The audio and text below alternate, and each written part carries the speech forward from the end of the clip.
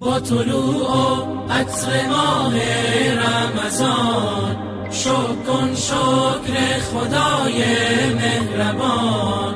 ماه تسکین دل است ماه صیام، گر ز دل باشد تراویح و قیام. ماه مهمانیست مهمان خدا، شده ای دعوت به مهمانی بیا. بنشین بر سفره خانه خدا، نوش جان کن از مناجات و دعا.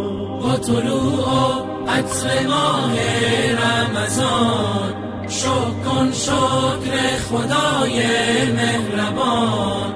ماه تسکین دل است ماه صیام، گر ز دل باشد تراویح و قیام.